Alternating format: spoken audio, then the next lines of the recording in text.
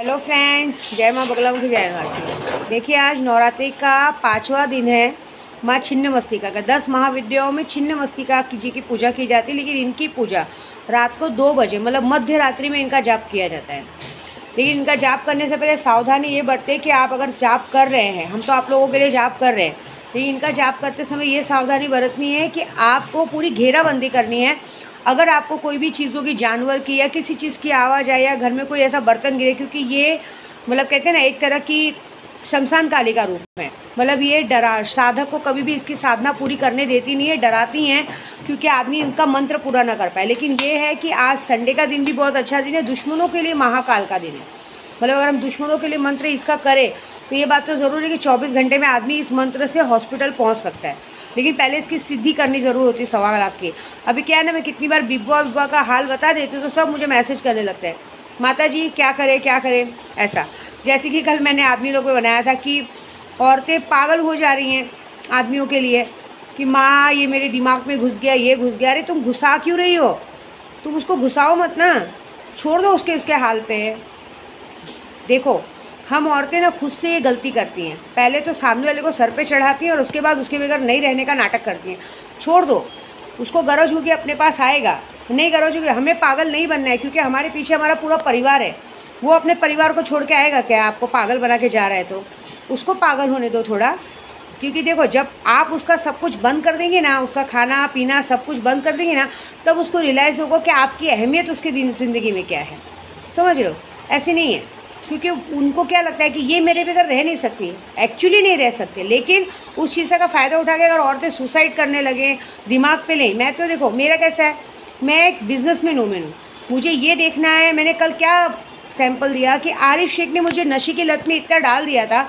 एक दिन मैंने सिर्फ डिसाइड किया कि बस अब नहीं, अब मुझे आगे नहीं बढ़ना है इस चीज़ में, मुझे नहीं लेना है, मुझे पहले इस बंदे को काम पे से निकालना है।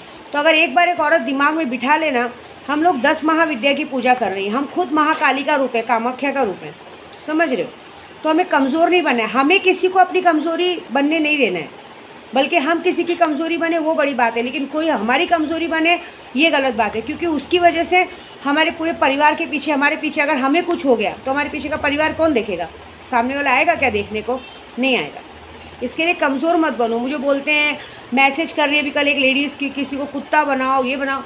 ज़रूरत नहीं है। प्यार में कुत्ता बनाना मायने नहीं, प्यार में दोनों साइड से बराबरी होनी ज़रूरी है। अगर हम सामने वाले का सम्मान कर रहे हैं तो उसका भी फ़र्ज़ है कि हमारे लिए वही सम्मान भावना रखे।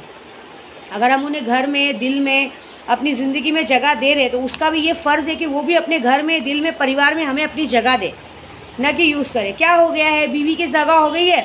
बीवी मतलब प्राइवेट प्रॉपर्टी, मतलब, और गर्लफ्रेंड मतलब पब्लिक प्रॉपर्टी ऐसा हो गया है। कैसा होता है मालूम है?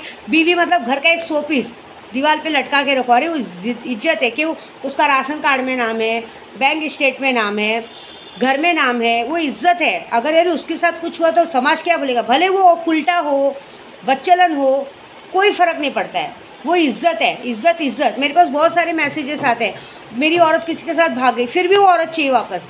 अरे वो झूठी थाली हो चुकी, फिर भी उसको खाना है। क्यों? क्योंकि इज्जत है। और दूसरी, जो प्यार करने वाली कहते हैं ना, जैसे जो राधा का रूप रहती है, वो कौन है?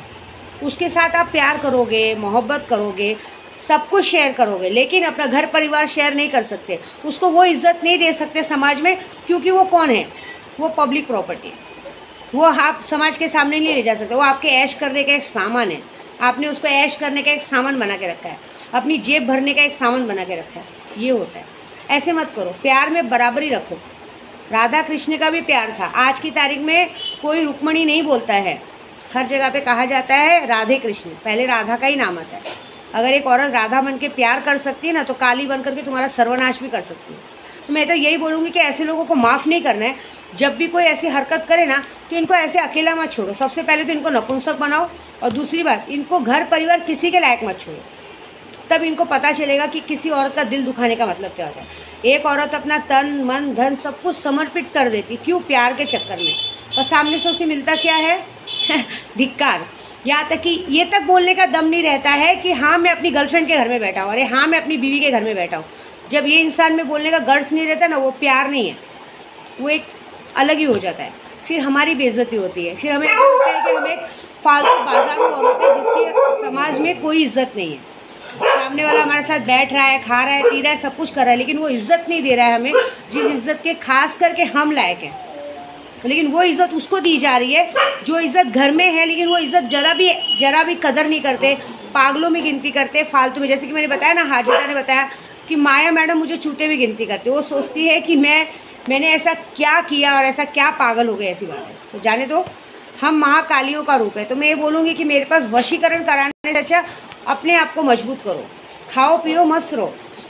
दुनिया किसी के लिए रुकती नहीं है। ट्रैफिक हटाओ, रास्ता बनाओ।